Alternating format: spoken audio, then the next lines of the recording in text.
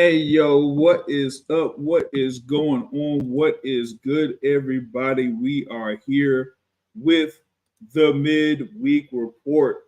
Hopefully, all of y'all are doing well here on April 12th, 10th, 2024.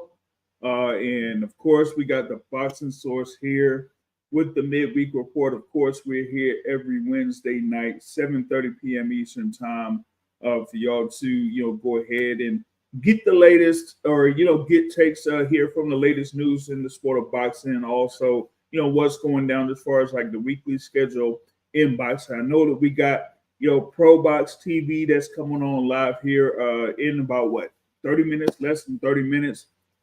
So you got action here on Wednesday. We're gonna have action on Saturday as well here with the ESPN card, highlighted by Jared Anderson versus Riyad Murray.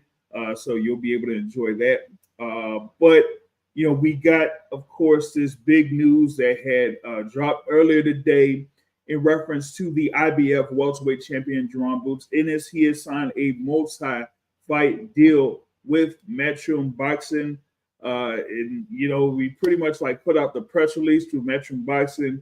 It says that Eddie Hearn and Matchroom have won the race to sign one of boxing's hottest properties, as Jaron Ennis is signing a multi-fight promotional deal in partnership with Boots Promotions. Yep, that's right. So you got Matchroom Boxing and Boots Promotions, of course, with Jaron Ennis as the head person there for that particular promotional company. It says, of course, Boots is slated to make his much anticipated to return to the ring in the summer. Well, here he will make his first defense of the IBF welterweight championship. So that pretty much like sums it up there as far as like the press release is concerned. But a number of people were kind of like saying, okay, what was going to be next for Boots Ennis? They were talking about it here for some time now. You had some hints as far as like who his potential opponent could have been. The next date, where he could have been fighting. But a couple of things that happened over the past few weeks or so that kind of like was publicized a little bit may have kind of affected things as far as like his ring return. Most notably, what happened there with Cameron Duncan, the passing of Cameron Duncan, who was his, lead promoter or manager there. So that kind of like affected things a little bit as far as like how his, contract with Cameron Duncan was. And recently had the whole thing there where they had a settlement between Jaron Ennis and the Duncan family there, who's carrying on the promotional business for the late Cameron Duncan. So after that was cleared up, then it just was about what would be next there for Jaron Ennis. And when some fight fans kind of like saw what was going on with the Canelo card versus Munguia, and that Boots Ennis was not on that card.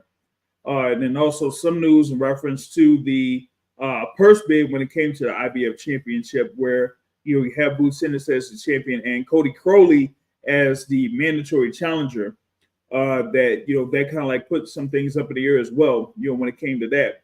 But also, what this kind of news here is kind of like a little bit of a surprise to some, because a number of people thought that Boots Ennis would kind of like continue to be involved in fight cards that were part of PBC. Of course, his past few fights were under the PBC banner. We had like fights under Showtime Championship Boxing. He was part of a the co-feature bouts to Tank Davis in the past. You also had him involved in a fight card where you had Jamel Charlo there against Brian Castano over in California a couple years back. But outside of that, you had him in the main event in Atlantic City there, when he headlined that particular bout there, where he defended the interim IBF welterweight championship there against Roman Villa, where he was able to score that knockout victory against Roman Villa. But we haven't seen him in the ring since. There were like a couple of hints about him facing Cody Crowley last year. Didn't necessarily materialize at that point. But now with him having this new deal with Matchroom Boxing, now it kind of like opens the door as far as like what potential matchup could be out there for Boots Ennis. And my thing is, it's like some people have kind of like dropped some things out there. You could have Boots Ennis against Devin Haney, maybe later on down the line, or maybe against Subriel Matias. Just depends on if he Boots Ennis stays there 147 pounds. But at least for me, looks like the next fight that could be slated there for Boots Ennis is that title defense against Cody Crowley. We're still out there that Cody Crowley is still the IBF mandatory challenger, and that with that purse bid that kind of like was out there and then it kind of like got canceled, that kind of made things a little bit up in the air as far as like, hey, maybe the fight could be made, or maybe they have something else going on. But the thing with Cody Crowley though was that the WBC had ordered something between Cody Crowley and Suleiman Sissoko for the pretty much the number one spot in the WBC. So that kind of like made things a little bit questionable as far as like if Cody Crowley was going to go ahead and fight Boots Ennis. A real quick shout out to Lonnie Lee, Just Boxing Talk in the building, man. What's good with you, man? Just getting, want to get reactions from y'all, man. Like, what y'all think, man? Boots signing with Matchroom Boxing.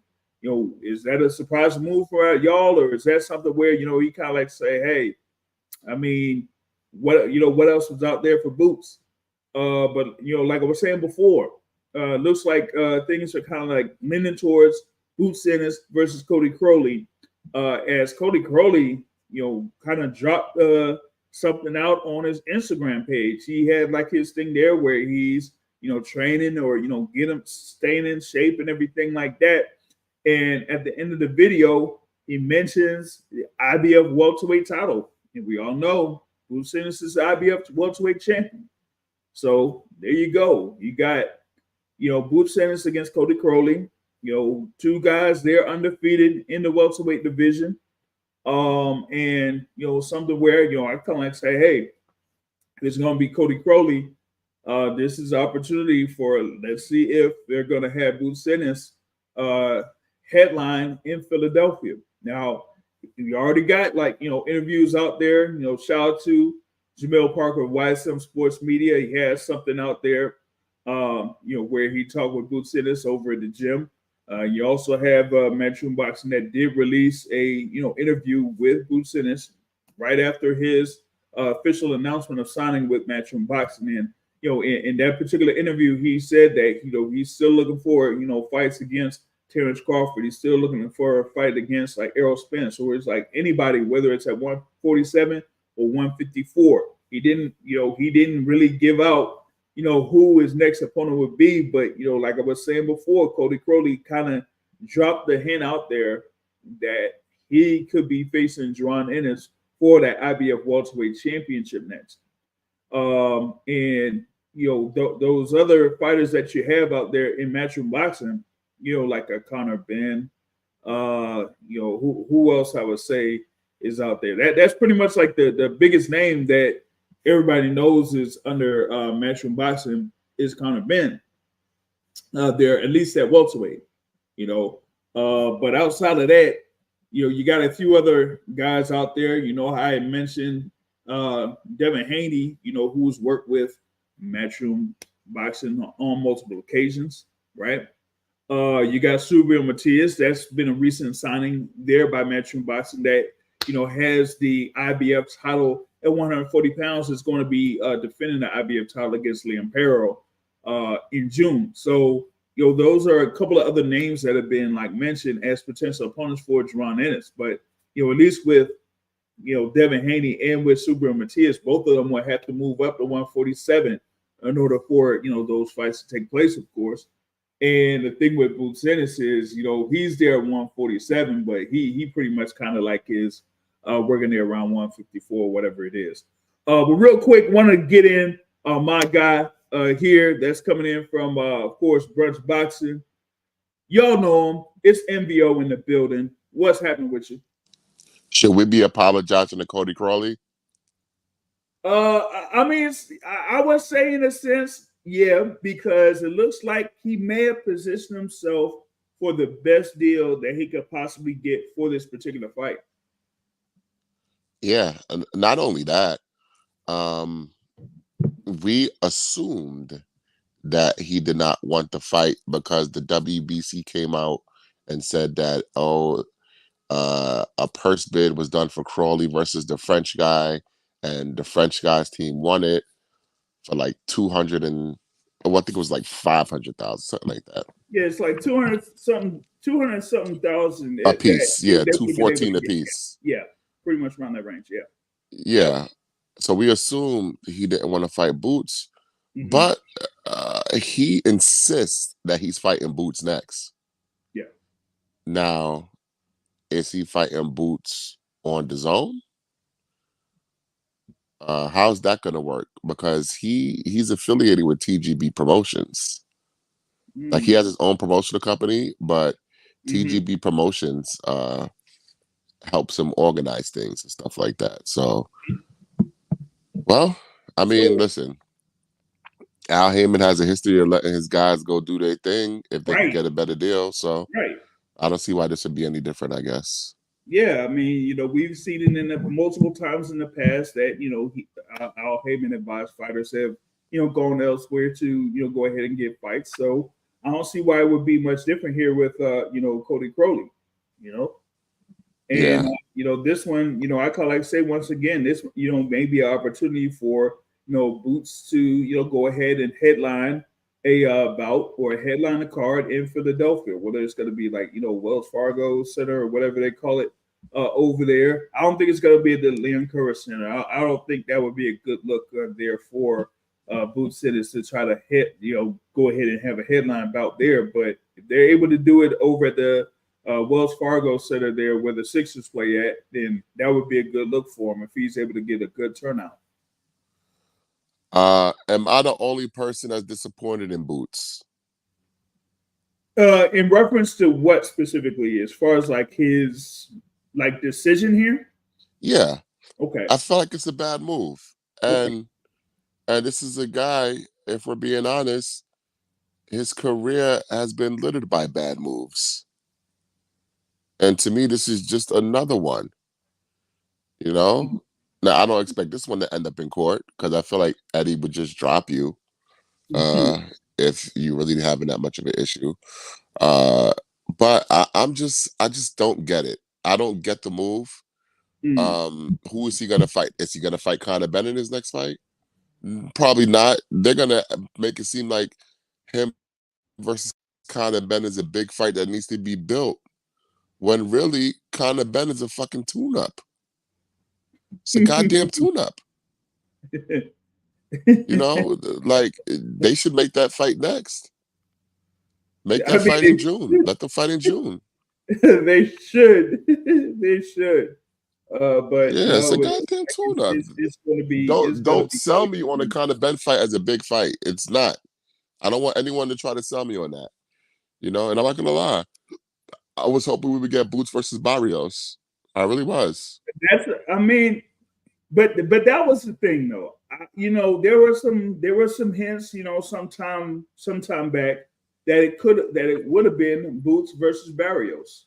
But I guess what happened over the previous few months and the thing there with Boots's contract before with Cameron Duncan, that kind of like muddled things up a little bit. And when he ended up having that thing there where he went to court after Cameron Duncan's passing, then that kind of like said, you know what, I'm gonna try to become a complete free agent here at this particular point. So yeah, I guess once he made that move, that kind of made things as far as like a fight between him and Barrios kind of be out the window.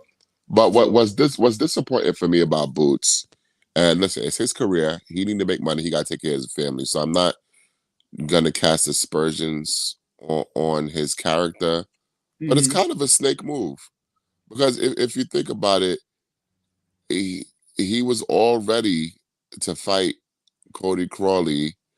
Uh, that's why it went to purse bid, because that was the only way he was going to be able to step into the ring while the litigation was ongoing. Mm. And that was going to be organized by TGB and put on a PBC platform. Right. So as soon as you get your freedom, you screw them over and go to another platform. When they were trying to help you make money and fight while you had your ongoing legal situation. Right. And here would be the thing that would be interesting for some people to think about, because now you're going from a thing where you could have been on a platform in Amazon Prime to A this normal. huge platform, a Right. huge And fucking there platform. you goes. You would be on Amazon Prime, and you would have that opportunity to like have that type of exposure. Not just with the fight itself, but something where you'd be able to, have shoulder programming like they're trying to do there with PBC and Amazon Prime.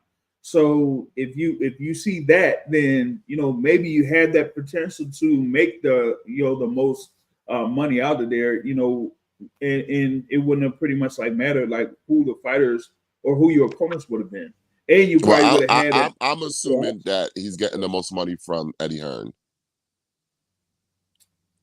I feel like As we far as have like to the assume. maybe, I mean, yeah, you could say that. I'm thinking that well, I'm sorry, I got disconnected. Can you hear me now? yeah, I can hear you now. My bad. This video I was watching on OnlyFans loaded up and knocked me out the browser. It's not a Malik Scott video.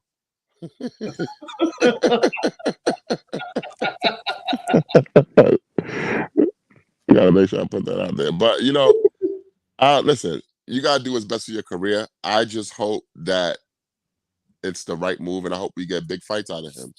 But Mm. now we're gonna hear how nobody wants to fight him, and how somehow this is Al Heyman's fault while Boots can't get a fight. That's what we're gonna end up hearing within a year. We don't even need a week for folks to kind of like try to put that out there. It's Yeah, already people have already been kind of like dropping those type of things out there in social media. Like we already know about all that. But my thing was, like I said, given the situation that happened over the previous, the past few months, that kind of like affected things as far as like the direction of where Jaron Boots Ennis would go. yeah, And the thing is like you look at the potential options that are out there for Boots Ennis, being in Matchroom in comparison to if he would have had like a multi-fight deal with Premier Boxing Champions, then you kind of like see things as being up in the air. Now, I've heard some inklings that this could kind of like have an outside shot of angling Boots Ennis to have a fight with Terence Crawford, but that's still like a ways out if they could even try to make that possible. There's one thing that may be in the works for Terence Crawford. That I've heard about the other day. But that still has to, number one, that has to come to fruition, and then if it does, it still has to be successful for all parties for that to kind of like have them continue a relationship. So my thing is first we got to see what happens here with Boots Ennis within these few fights. It kind of like looks like he's moving like maybe like how Devin Haney has moved over his past couple of years or so. yeah. But That would be a good thing for him if he could do yeah, what Devin Haney did. That'd be great for him. yeah. So if he gets these three fights and then they see what goes on with those three fights, and then after that see what's the best option for him, then yeah, okay, I could understand this move. But because Boots said like he wants to be active and have as many fights possible there, but for me it's like, well, I don't see him like having like anything more than maybe like 2 fights this year of that. Especially if his next fight's going to be in the summer, so that only means you could only get back in the ring what by October or November maybe. But then outside of that, then how are you gonna continue to stay fresh and return to the ring? I mean, it's I not feel like like he could still get 3 fights in this year. probably. I mean, if they got like because they really don't have that many people out there, at least in the welterweight division, for Boots Ennis. You got the Connor Benz and then the Liams and the Callums or whatever they kind of like call it there. But yeah, outside of that, I really don't know much else about like where he could have options to get fighters. But thing about it is with like Matchroom, they kind of like try to work with other companies or whatever it is, so they kind of like do it that way to see if they could get some fighters in there for them. But Is yeah, it wait, possible that we could see Boots versus Haney? I mean that's possible by the end of this year. I don't know. I don't know. The thing with Haney too is I think it was like after this particular fight is coming up against Ryan Garcia that he, still has room to move around or maneuver. So it's not necessarily a guarantee that Devin Haney will stay there with Matchroom after this fight against Ryan Garcia. I think he's like dropped hints that he could move on to sign with another promotional company and get a couple more fights that with another promotional company to like say for example if he wants to fight Teofimo Lopez he'll go over the top rank for a fight or two or something like that. You know what I'm saying? Yeah. So yeah, I'm not saying it's a guarantee that Devin Haney's gonna stay there because he's a guy that's known to move around and maneuver. He has that type of pull to do that. So Well, I'm interested to see what he's gonna do after his Ryan fight, win or lose. yeah, yeah, because I mean, with the win, they kind of like was hints that he could have a couple fights with Top Rank and try to angle for a fight with Teofimo Lopez. Yeah. But outside of that, you could stick there with Matchroom and then see about fighting a Subriel Matias if he's planning on sticking at 140 pounds, or like I said, go up to 147 and you could fight Boots Ennis. So those are some good options out there for Devin Haney. But for Yeah. Boots Ennis, does he have that same leeway? I don't think so. You would hope so. You would hope so, but he doesn't have enough of a quote unquote sample size to kind of like say, hey, this guy is a marketable fighter. He's done this. He's got these type of crowds, this and that.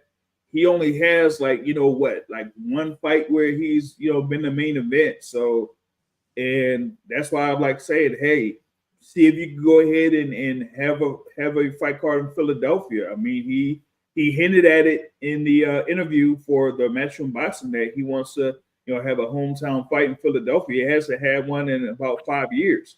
So if they're able to go ahead and do that, then you kind of like see, hey, we could get something where we get a lot of interest out there for Boots Ennis, and then move on from that fight and then see what else is next that they could match him up with. So I don't know. We have to see what his first fight's going to be at Yeah. first. So, I guess we probably shouldn't judge until we see what the first fight is. yeah, I But mean, it better be something good. well, I mean, if it's Crowley, I mean, Crowley kind of said like Hey, if he's it's Crawley, I'm good with that. If it's Crawley, I'm good with that. okay. Yeah. Because I mean, Crowley said, IBF title, like he's prepared to fight for the IBF title. So I'm like, hey, if that's it, then I'm cool with it. It's just make sure that they put it in a good enough atmosphere to where you got the fans that are there that are going to be there live. You got enough people that's going to be watching and everything like that. Then they'll be good to go. You know what I'm saying? Yeah, So that's a fact. I'd be cool with that if they're able to do that. Yeah, I would Um, love that fight. Not even yeah, gonna lie, I would love that fight. yeah. That being said, I mean, that's kind of like the uh welterweight landscape because we seen what happened there in the undercard for Canelo versus Munguia. You got two fights there that's in the welterweight division. You got the Mario Barrios that's in there against Fabian Maidana, and you got what is it? The WBA there with Iamana Stanionis that's going to be in action there in that particular. Well, he's going to be opening the pay-per-view card in there. So it's going to be interesting how the welterweight division kind of like shapes up because you got like I said, Barrios is out there, Stanionis is out there, Boots. I don't know what they're gonna do with the WBO now, because Josh Kelly. Yeah, I mean, I don't know, man. That kind of like muddles things up a little bit there with the WBO with Crawford moving up because he's gonna move up. Yeah, He's. but the WBO is staying with Fundora. Oh no, I'm talking about the thing for the welterweight division though. Oh yeah, I know what it is. Oh yeah, Well, they because got like Josh Kelly is at 154 now. yeah. Kelly's at 154. But the thing with the 147, they got Giovanni Santillan there as the top guy, and then Shakram Giyasov, who's been on a matchroom card, and the last fight that he had on that card, he was just he fought Pablo Cesar Cano, and it went like 11 rounds, and if Cano wasn't injured, then it would have went the full 12 rounds. So I'm like, Giyasov, I ain't feeling that either.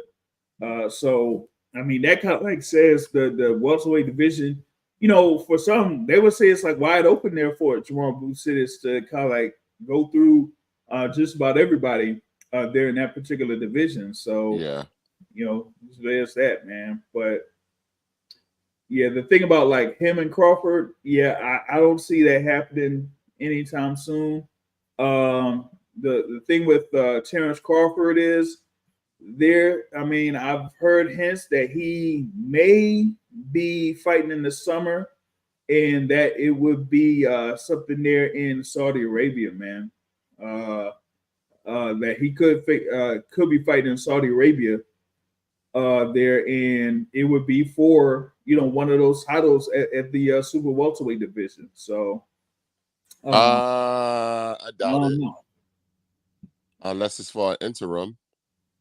Well, what I'm hearing is it's almost like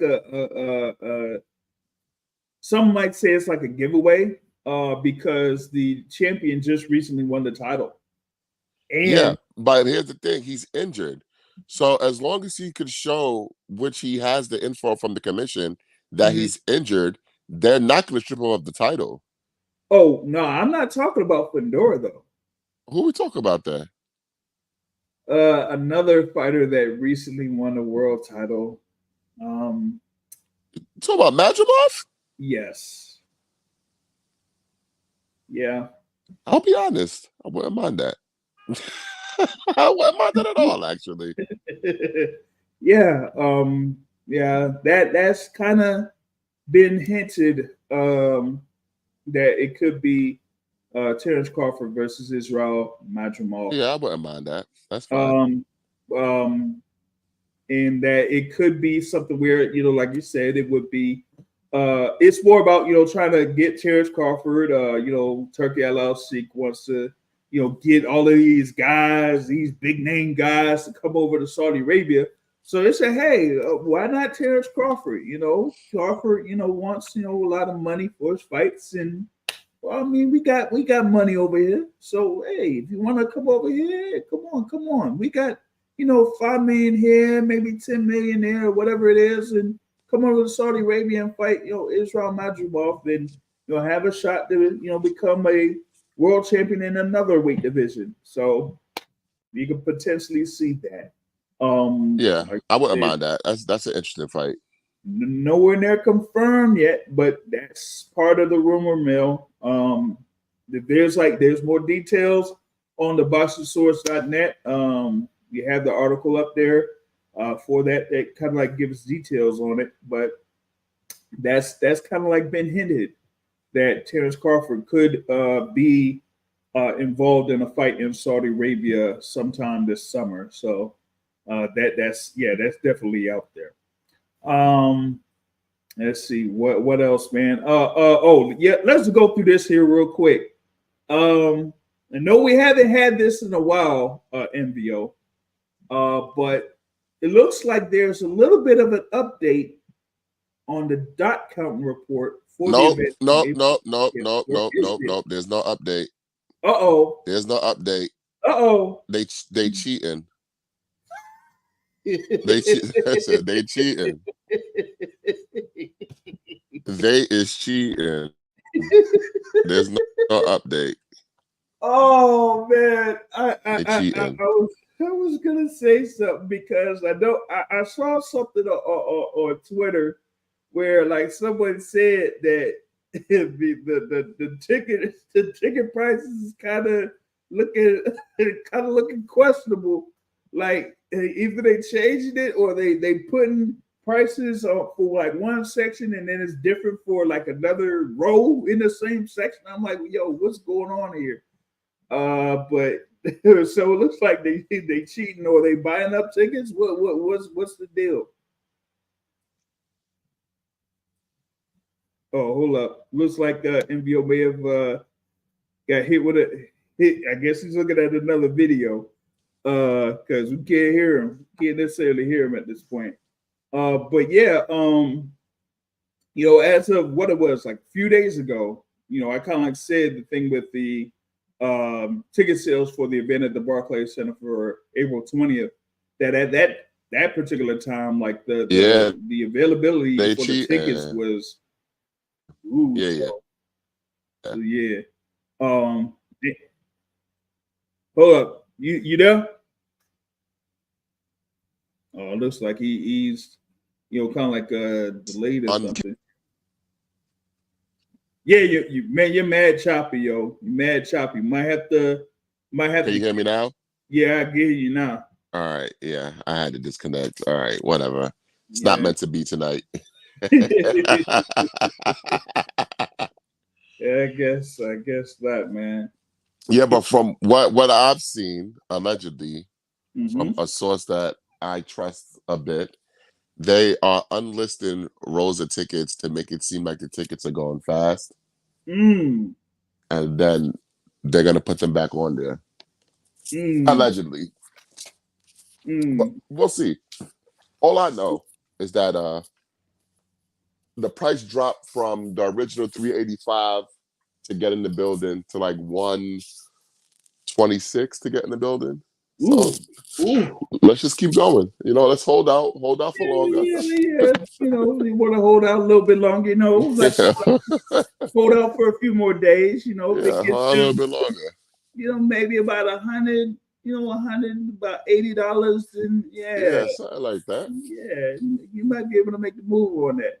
Honestly, I think I don't think the ticket sales really matter too much. It's all about what they do with the pay-per-view. That's really what's gonna make the difference. Because the way that they priced it, I mean, Jesus Christ, I would love to see their guarantees. Because the way that they price these tickets, you would think that they have these huge guarantees or something.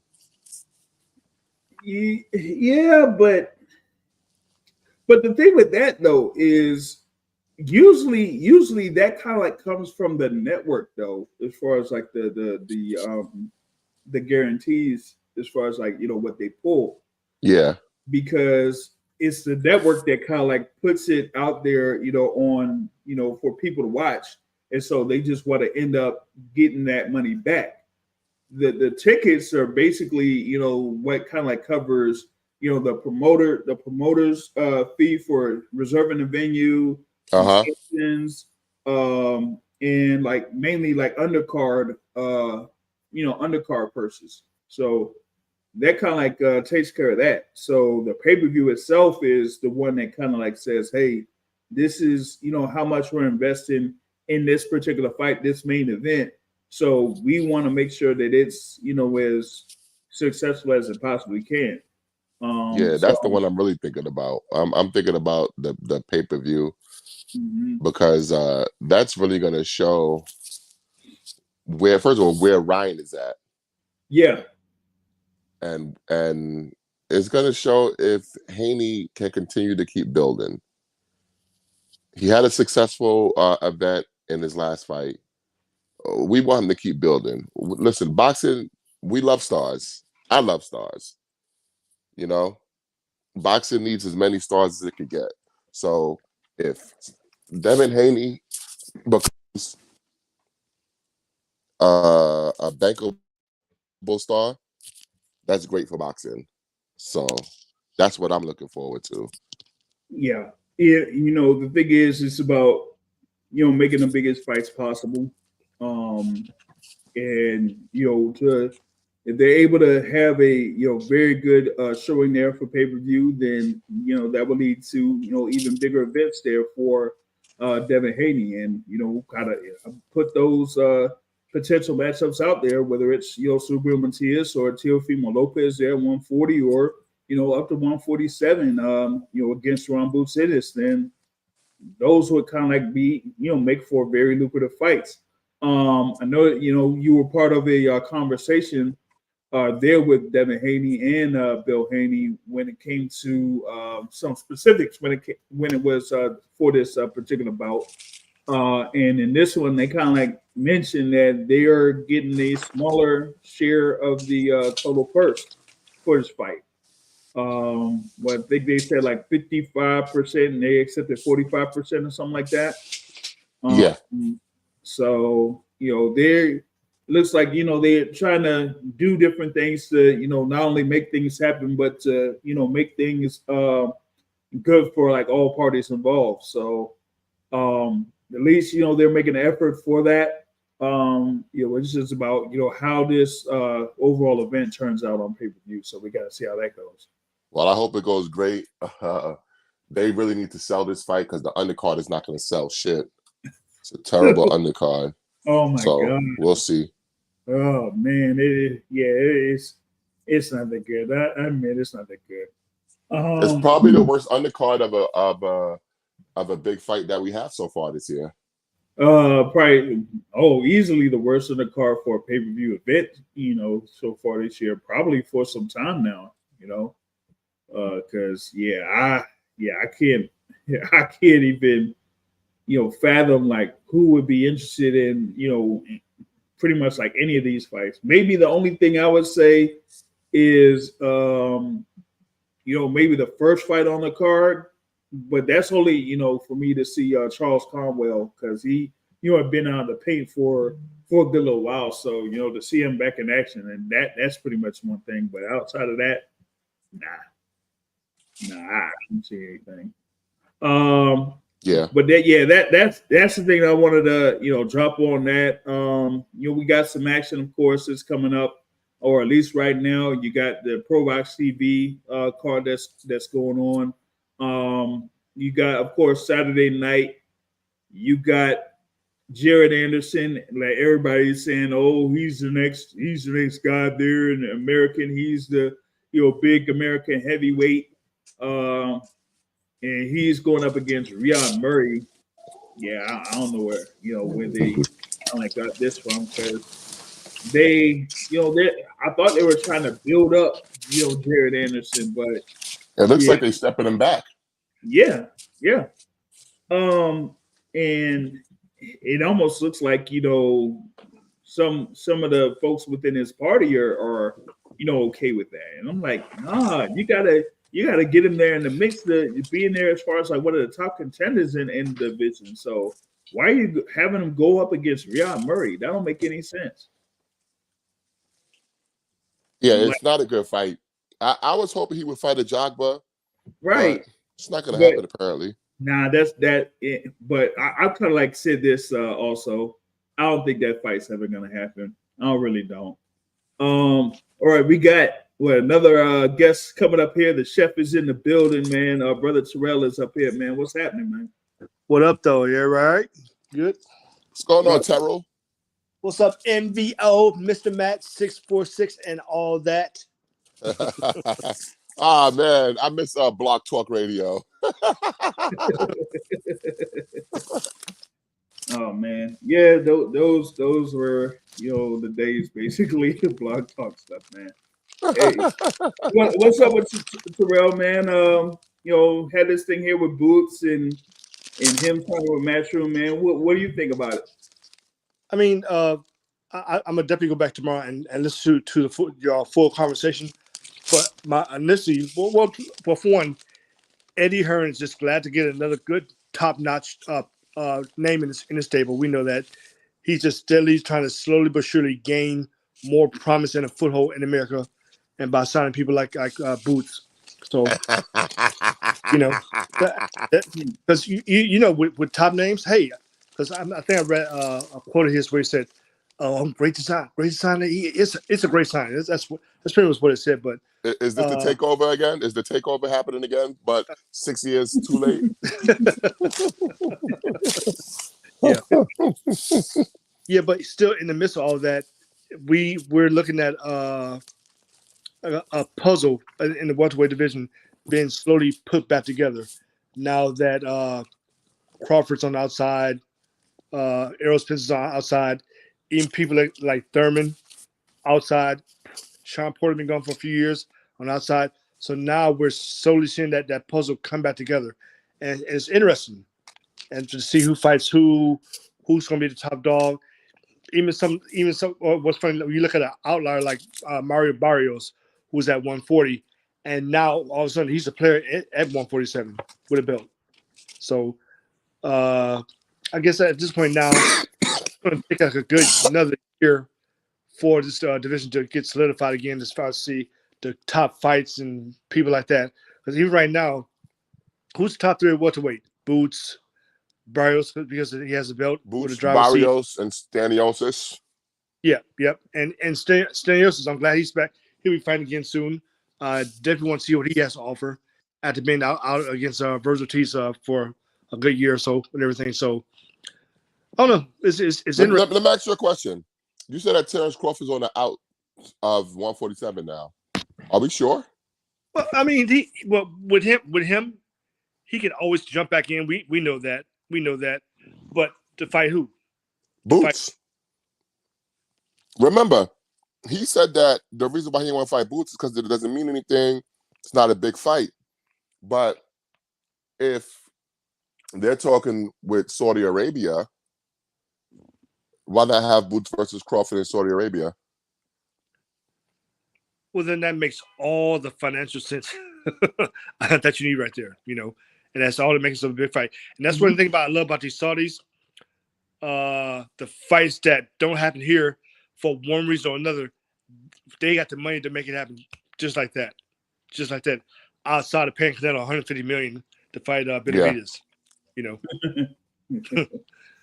Yeah. But it's just interesting how everything's going to come back together. But I think with Crawford, wasn't it ordered by the WBO for him to fight tall man?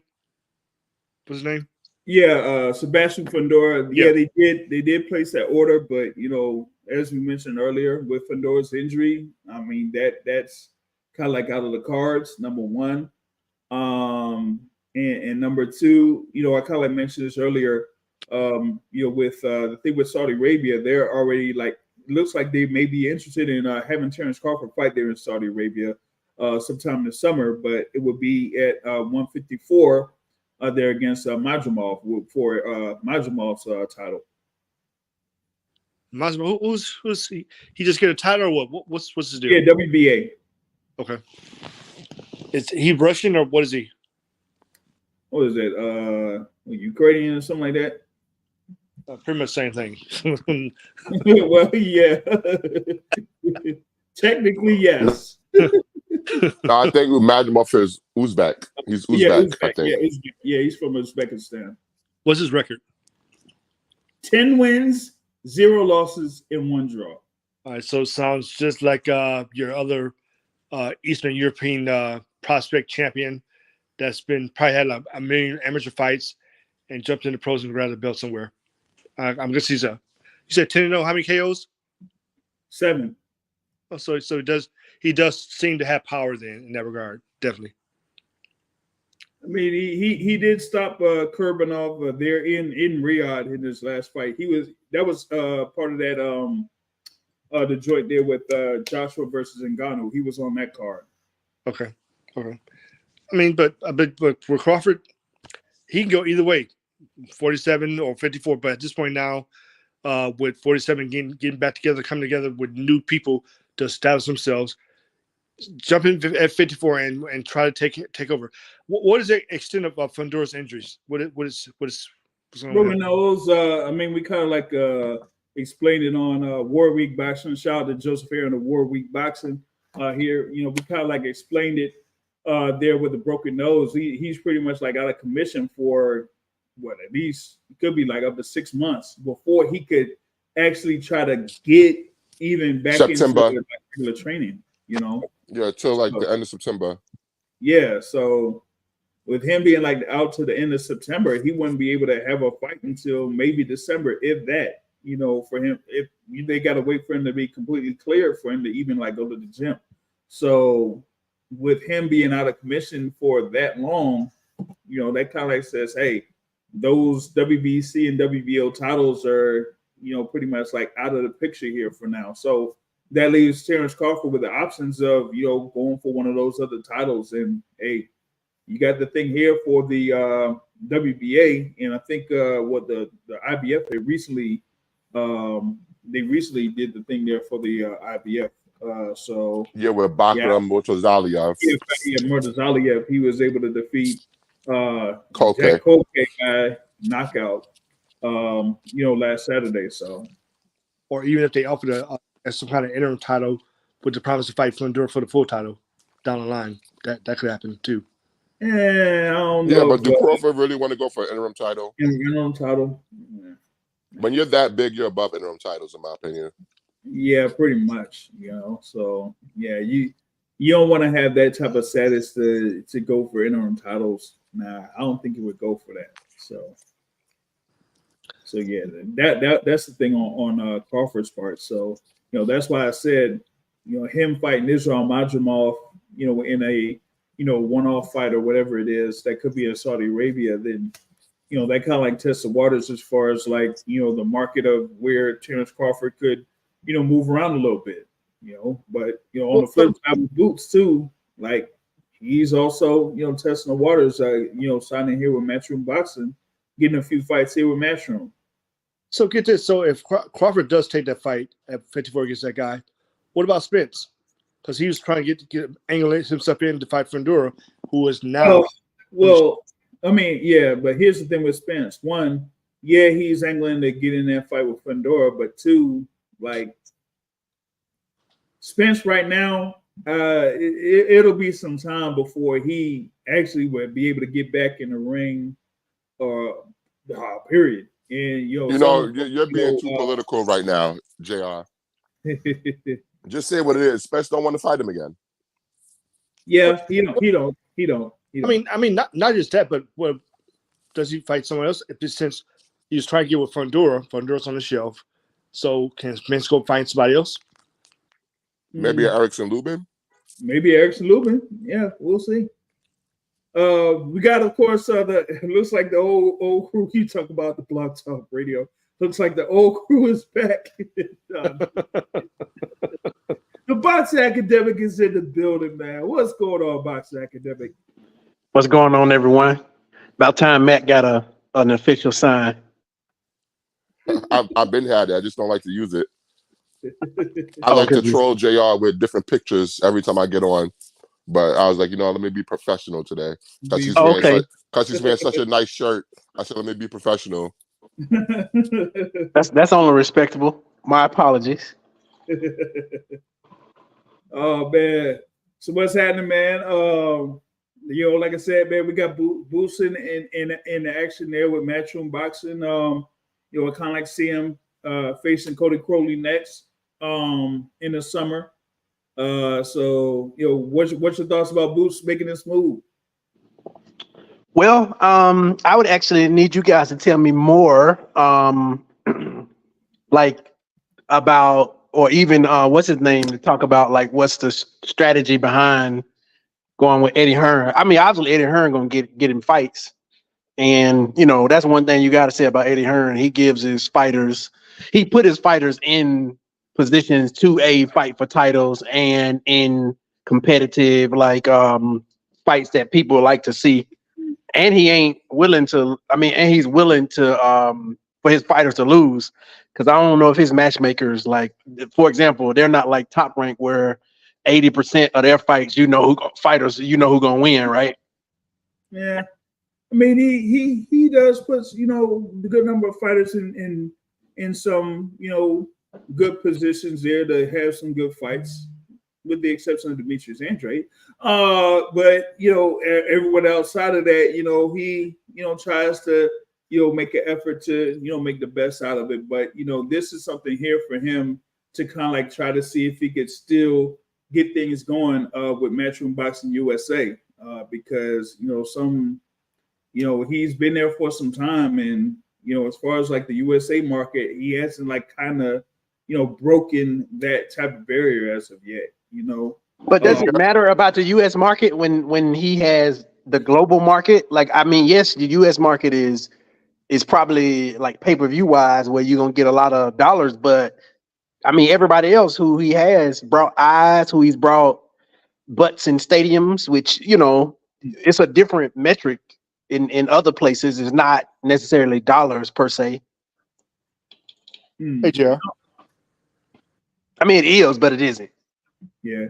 It's like Joe says, like, tell me one fighter he's actually made a superstar in the American market. Like, how did he do with Daniel Jacobs, or, as I mentioned, Demetrius Andrade? Well, at least with Daniel Jacobs, he was able to, position him to fights with Canelo Alvarez. I forgot if he was under Matchroom when he fought Golovkin as well. So, but the other fights, like against Lil Chavez, what was it, Chavez Jr., or I think there was like a couple of other ones. There was like the one fight card that was at the the Barclays? Yeah, they didn't really get that much of a card at all for that. But shit, he had opportunities. That's the thing. That's what you ask for from a promoter. Your promoter, yeah. And I mean, he give people opportunities. The alternative is, let's say, Bob Arum, to where if he don't like you, he disparages you. Rigondeaux, Yeah, basically excellent fighter. Should have more fights. Yeah, he laid an egg against future Hall of Famer. Yeah, Lomachenko. Yeah, but other than that, I mean, No, Joseph Agbeko. Oh, the Agbeko. No, it was Agbeko that he laid that he had a bad fight against that made Bob Arum turn on him. Oh yeah. He wasn't with Bob Arum when they made the Lomachenko fight. Oh, he was not? No. He had to harass them into making that fight. Yeah. But didn't they sit him down for a long time? Yeah, after the Becko fight. Becko fight.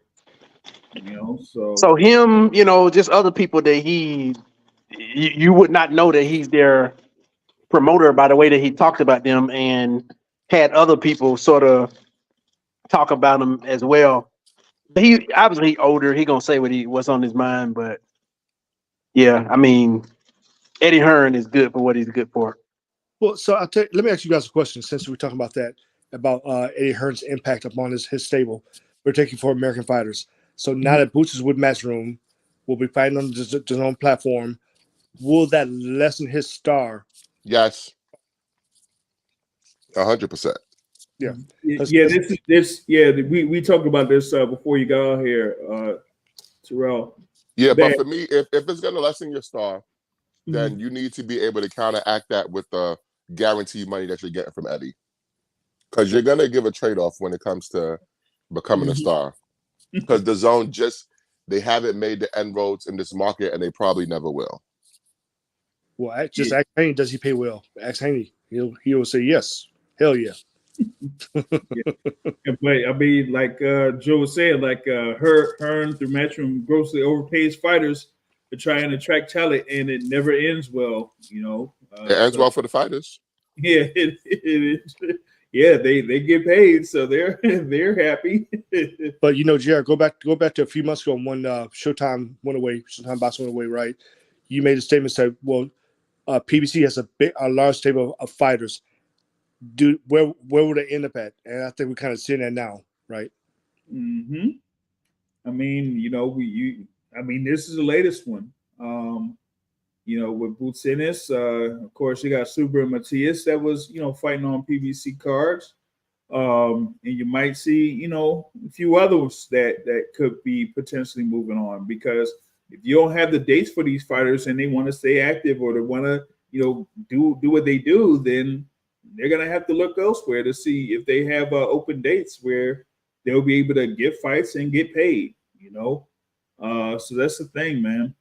But yeah, it says the whole thing with overpaying fighters, it never is well for the health of the sport.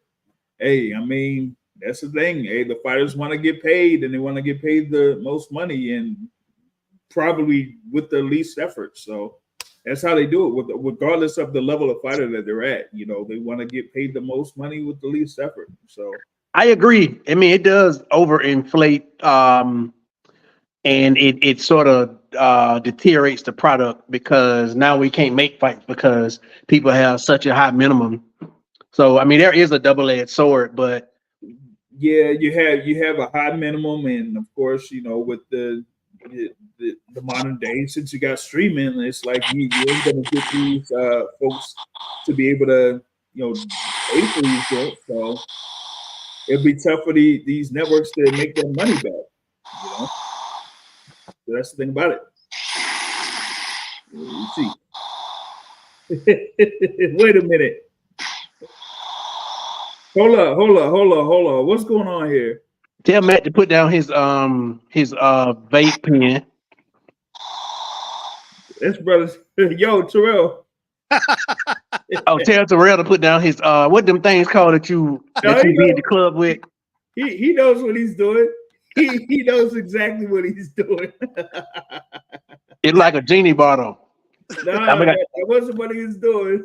It was from a previous show. He dipped out. Joe says, "Hey, look at Keith Thurman after receiving inflated purses. You haven't seen him since 2022, and he's supposed to fight this year, and he ended up getting injured. And well, might be hard luck for Keith Thurman this year. I'm gonna just say that might be hard luck." I wish I could find a way to get over here, get to him, and just get a statement or something like that, and just get the real. Oh shoot, that's the thing though. Yeah, I have to probably get it like another way or something like that, because we got like Lenroy Thomas that's usually out there in the camp out there. That's my boy.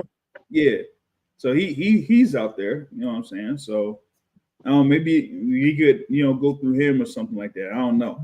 Yeah. But yeah, I mean, yeah, we got a number of these fighters that were like sitting down and waiting on these opportunities to fight. But if they have these demands, I mean, we'll see like how they're gonna turn out, or if they have like an extended period of time that they're gonna be waiting it out. You know what I'm saying? So yeah, it's like NBO is back. Hopefully. Yeah. You put down that vape pen.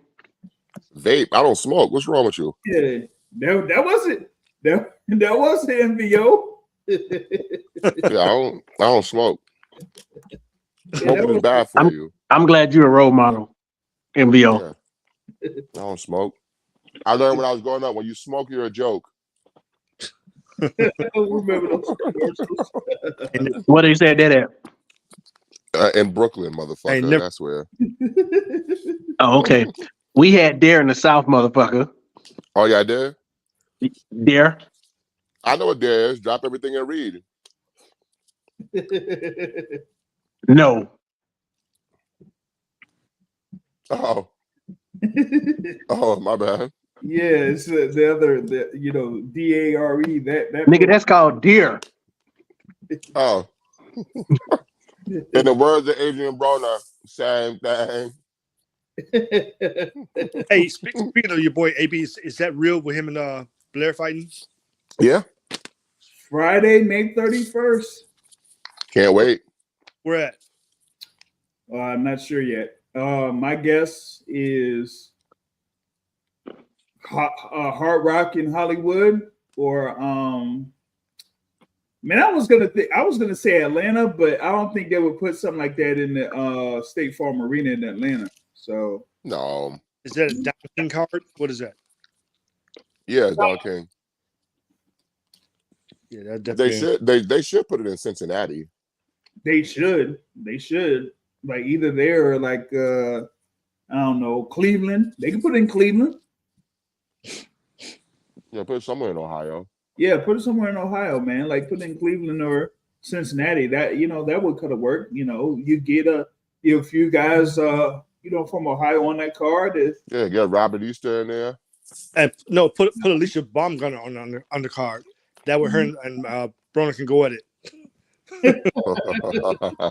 Yeah, he sure ain't hold no punches about her. But real talk, a real dude ain't gonna talk on no female like that. That's some whole shit. That's whole shit.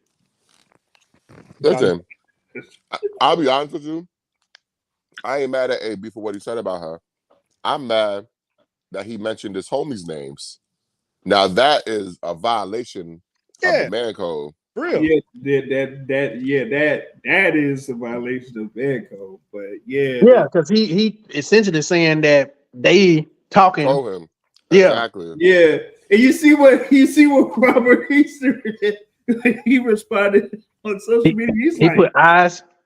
Oh, he was like, "What?" I'm like, put "Come me on, in this. man. Yeah, do that. You can't do that, man. You can't Like be you mad because you didn't hit. That's what you're mad for. What is it? snitching out in the open, man. Like, come on, what are you doing, yo? What are you doing? Nah, man. But yeah, hey, if only we had chastity, that would stop you from getting Let me be quiet before I get canceled. Hey, you can't be called a hoe if you don't do hoe shit. Yo, Mike. Nah, niggas don't say my name. This ain't Mike, nigga. My name is Matt. My name is Matthew. If you got a problem with it, contact Matthew Brown. yo, why you had to say so? What is going on here? Hey, yo. Nah, I'm joking. Everything I said was a joke. I don't believe in anything I just said. I'm joking. No. You can say it, but here's the thing. I don't think he should have mentioned his homies' names. Yeah. That was kind of that was like. But just as a principle, as a man, I ain't arguing with no motherfucking woman. Real. Yeah, ain't no woman gonna be talking back to me. Like, come on.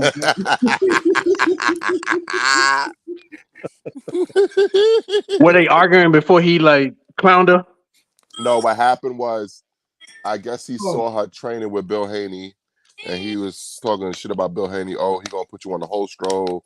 Don't be training with him. He not a good guy. Some shit like that. Yeah. And she took offense to it, which all right, that's all right. So she started calling him all broke. Oh, you all broke and shit. That's why you talking. Blah blah blah blah blah.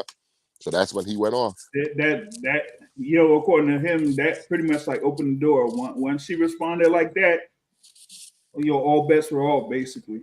And I could see him, like all he need is 1 inch and he'll go a mile. Yeah. I mean, that's a lesson to her that, everybody, just because somebody walking down the street and they got their shoulders puffed out, sometimes you should move and just let them walk by. You know what I'm saying? Because it ain't worth it. Yeah, sometimes it ain't worth it because you never know what position the person coming from and what you got to lose, what they got to gain or lose, or it just. You don't even know if they baiting you. Yeah, they might have been looking for a problem. Exactly. Mm-hmm. So everybody don't need conversation. I know it's Twitter space, and you got to talk shit to people. And her and Clarissa, that was even just like, that. But I'm like, I don't get involved in women's business. yeah, he don't. what's her name? Felt real bold. Clarissa. Yeah, because Hey, if she gonna put out Clarissa's better than her. a quote unquote Clarissa, music video, and Clarissa would beat her ass. Of course, she felt bold. I mean, I don't disagree with that. Yeah, but that's like a bully to me. Well, it's not really a bully because see, now you're gonna make me get inside women's business. Alicia Bumgarner been saying some foul shit about Clarissa. Not only that, she also quote tweeted a video from a boxer. Her name is Jada something. I forgot her last name. Oh, the thing from where she got knocked down. No, not that. She made some accusations about a certain USA boxing coach who was almost 30 at the time, that he was having sex with Clarissa Shields while she was on the Olympic boxing team when she was underage. Damn. And Alicia Bumgarner quote tweeted that, was like, "Oh, well, you need to clear this up. Don't worry about me." So that made AB feel a little bit more bold then. I found that very distasteful, first of all. Yeah, it's pretty distasteful. Yeah, because if you talk about the girl that's underage, she got molested. You know, that's a fucking pedophile. Yeah. You know, so that ain't nothing for her to clear up. That's for him to clear up if it's true. You know, but why you quote tweeting that, especially with your platform? And then when AB come at you, you want to talk about, I support women. Women shouldn't have to go through stuff like this. But you was just doing this. Come on. What? She hit the believe all women or something like that. She pulled that off or something. Yeah. Don't weaponize your womanhood when it's convenient for you. Either you down for the cause whenever, or you not. Yeah. This shit fucking my mood up. Yeah, y'all right. Let's not get into business with women. Let's not get into women's business. Nah, this shit is catty as fuck. It's fucking my mood up. Yeah. All right, so we'll move on from that, man. Like I said, we got more action that's coming up this week, man. You got the stuff from Pro Box that's going down right now. You got the Top Rank card that's on Saturday. Of course, they're with Jared Anderson. What'd you say about Jared Anderson, MVO? Jared, I'm only 24 Anderson. Is that what you said? Yeah. For last year, he said, I'm only 23 when he cried to Roy Jones. Now when he get arrested for speeding, I'm only 24. Like, bro, how are you going to tell us your age every year? Like, we don't care. Fight somebody we care about. What are we doing here? He should have been fighting a Jogba. Is that the I saw a headline. I didn't look at it, but it was like he's having troubles or something like that. That was the with trouble. The law. With the law. Yeah. So, well, I wish him, I don't wish him anything. I don't care about him unless he's in the ring fighting somebody I care about. You shit about Jared Anderson. He still owe me a PS5, son of a bitch. You just saying that, or you really owe you a PS5? You are really not aware of anything, are you? No, I don't follow this fucking. Man, look, he don't be on Twitter that much, man. He don't be on Twitter. I came on Twitter because I knew you was on there. Jared Anderson was scamming people, saying that he was selling PS5s and that he ain't never give nobody no PS5 and took all their money, and then claimed he got hacked. Wow. Man. How many PS5s do you think he sold? Quotation mark sold.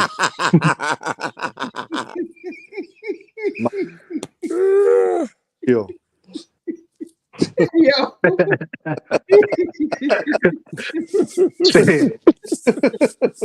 Sit down somewhere. If I could use the money, I might want to get in on the deal. You know what I'm saying? Hey, you didn't say that. Hey, you didn't say that.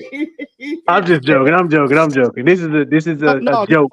Matt, this is satire. This is satire. Mike, send me your money. Send me my cash up and hit me up, right? I got you. I'm saying I want somebody to send me the money. I'm gonna get you a PS5 and a half. A 5.7. He's a PS 5.7. Oh man. Now, what are we looking to see from this card on Saturday. Who was he fighting? Riyad Murray. Riyad Murray Out of Belgium. Out of Belgium. Yeah, he was like a European level cruiserweight for many years. Lost to Arslan Goulamirian. Then he moved up to heavyweight in recent years. He lost to Kevin Lorena. Then he beat Tony Yoka, and now he's fighting Jaron Anderson. He's basically a cruiserweight that's fighting at heavyweight right now. Yeah, and he's like domestic level. So Jaron Anderson should look very good against him. He should be able to walk him down and throw many shots. Yeah, it should be like just easy work. Well, let me ask you a question. Put it this way, yo. What was this fight last year? Hold up. Jared Anderson against George Arias. It pretty much would be like that. I don't know who that is. And he got feedback on MVO side, man. I don't know where that's from. But yeah, that's pretty much what it is. It's like Jared Anderson versus George Arias from last. That's pretty much how I see it. Was his last fight Charles Martin? Nah. The thing with Jared Anderson, he already faced. He had another fight after that against Andre Rudenko after the Charles Martin fight last year. Like he had fought the following month after the Charles Martin fight. So okay. And that fight went pretty routine though, right? Yeah, that one went routine. That was a 5 round, stoppage, But this one here, I'm seeing stoppage within 3 to 5 rounds as well, man. That's all I'm seeing. It was like we were saying before. We wanted to see like Jared Anderson against a someone like Efe Ajagba, like at least face a serious contender there, in the division. You know what I'm saying? But nah, man, he ain't really doing that, and they ain't really moving him like that. So I was trying to give him an excuse to be like, shit, maybe he deserve a soft touch after Charles Martin, but you're right, he didn't already had one. Yeah, he already had one. And Ajagba is somebody that he could very well beat. Like he would be favored in that fight. He should beat Ajagba. Right. But my thing is like you're supposed to be one of these guys that are among the top contenders in the heavyweight division, and you're fighting guys that you really shouldn't be in the ring with, So like what's the point of having this type of fight? Like you should be fighting like a level of a Daniel Dubois, or and remember, like it wasn't too long ago when Big Baby called out Hergovic. Remember that? Yeah. So, yep. So you think the Charles Martin fight humbled him, or humbled his handlers? Nah. His matchmakers and handlers maybe, but he was the one that was calling out Filip Hrgovic as of what. Before Hrgovic's fought in December. So I'm like, if you say that you're ready for someone like Hrgovic, then you should be fighting guys around his level, not somebody that's like recently, coming off of cruiserweight that just had one win at heavyweight, and now he's just inserted into the rankings at heavyweight. Nah, that shouldn't be it. Well, the only thing I could hope that could come out of this quick stoppage. This is what, April, right? Quick stoppage, and hopefully he'll turn back around and fight again June, July, with a better opponent. That's what I'm hoping for, Maybe July. And he's just trying to stay active. Yeah, July, August against a better opponent, or like they should go ahead and have that Ajagba fight, because the thing is, like, for them matching up Murray is like, they ran out of opponents out there that they could possibly look for. I know, who was it? My guy, Johnny Rice. That fight's not gonna happen. Like, Rice is like, nah, he ain't getting in there with Jared Anderson at this point. So, our brother, right? So it's like, okay, who else would be out there for Jared Anderson? And you bring up Riyad Murray? Like, come on, man. Yeah, this one should be a walk in the park for Jared Anderson, and I shouldn't expect anything less than that.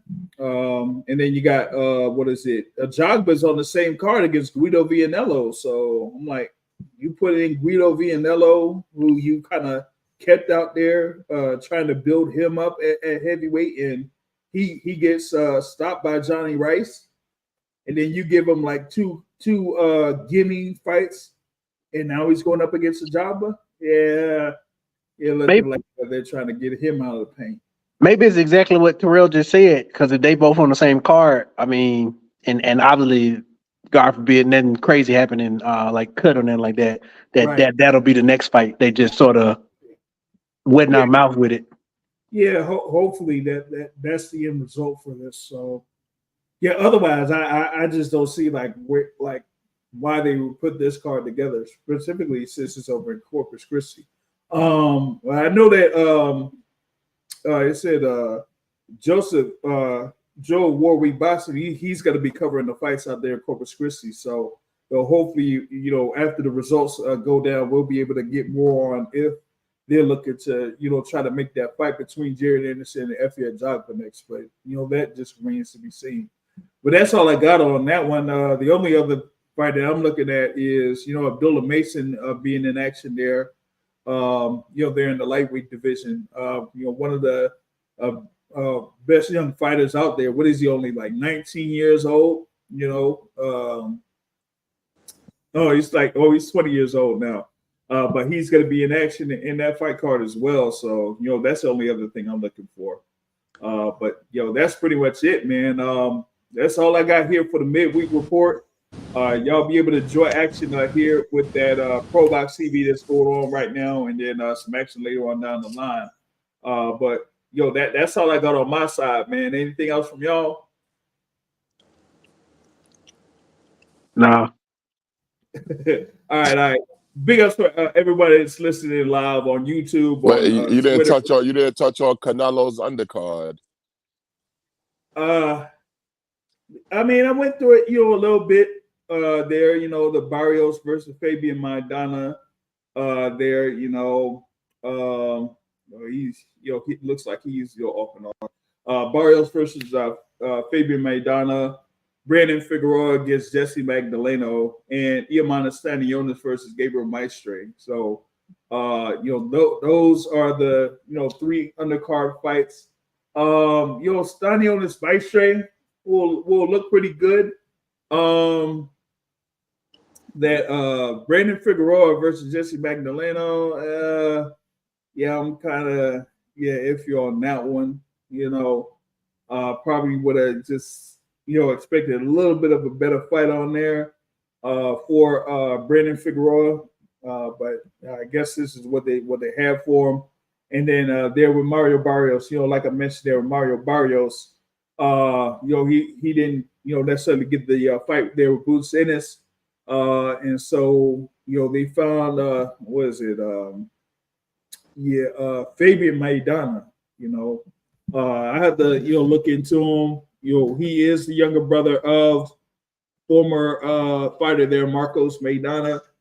And he's there at 22 wins and 2 losses there. And he's he had a few fights in 2023 over in Argentina. So it's an Argentinian fighter. You know how a number of these Argentinian fighters are. They're very tough fighters to try to go through a battle through. So it'll be an interesting fight there for Mario Barrios, given that he's had a couple of impressive performances in his last couple of fights. So after his loss to Keith Thurman, so we'll see how Barrios responds here with this fight against Fabian Maidana.